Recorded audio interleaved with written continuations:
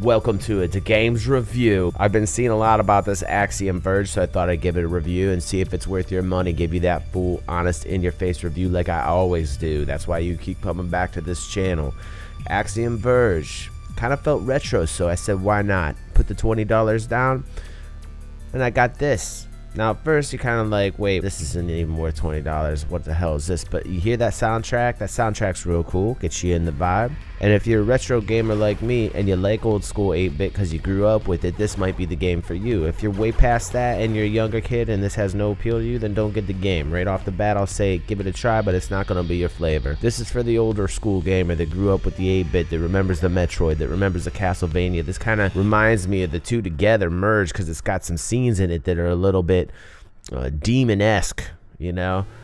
The guy who created this, his name's Tom Happ. Apparently he took 5 years to create this game and he did everything himself on it, which is nuts. He did the art, the music, the programming, the design, everything himself. You see, you start off the game here, it's got that old school storyline you guys remember growing up with, you know.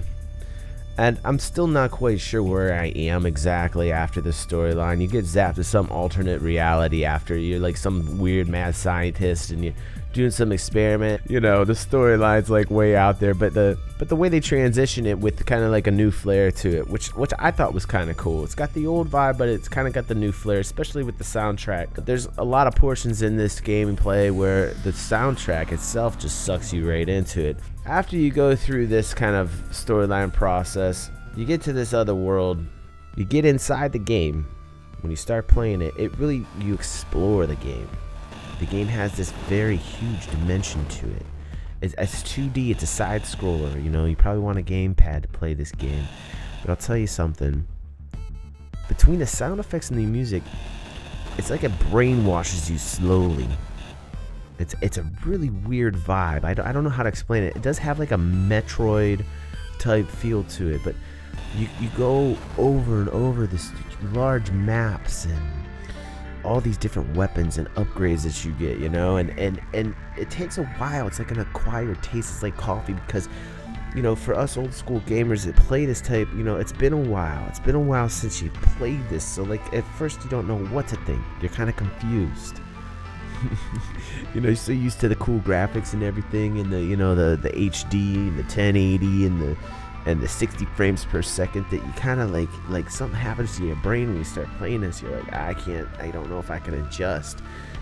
And it does take a lot of time to get back into something like this. So initially my thought was, I'm not quite sure. I'm not quite sure about this game because it got a real old vibe to it. So I don't know if I want that. Like, I don't know.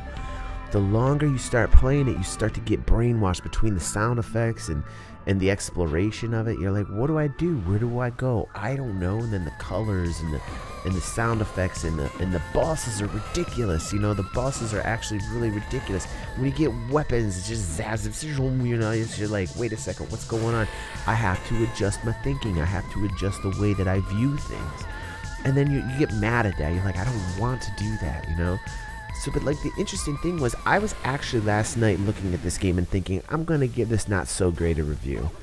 Because I wasn't sucked in right away. I mean, it was good, but it was that 8-bit old style. And I fell asleep, and when I woke up, I was like, man, I don't know why I couldn't pass that particular stage. There's a stage in here where, like, I just can't figure out why I can't get past it. And then it hit me. I said, my God, that's what the old games used to do. They used to suck you in because they had like a puzzle aspect to it. Like, you had to get this to go there, and you have to, and the maps are just intensely huge. Bigger than Metroid, because I've been playing this for hours and I have been coming back to this game and I don't know why. And that was the flavor. That was the drug. That's what sucked you into the game. And so, even though I still got that vibe, at this current point in time playing the game, I have to say, I don't necessarily think it's worth your $20. I would wait till it goes on sale for you old school gamers. Others of you that are younger, if you feel like you want to try it, definitely wait for it till it goes on sale, because I can tell you right away, like, I don't think this is your gig. And I'm not trying to be an asshole. I'm just trying to tell you, you know, you didn't grow up with this, so this probably isn't what you want. But anyway, that's my review of Axiom Verge. Cool maps. It's got a really neat option in here where you can go down and do like a speed run for streamers that want to see how fast you can get through this. So it does have like a quote-unquote multiplayer mode. But I'm kind of glad they didn't go with the classic multiplayer mode, like, you know, where you're fighting everybody and stuff, because it's not that type of game. This is a pure exploration game.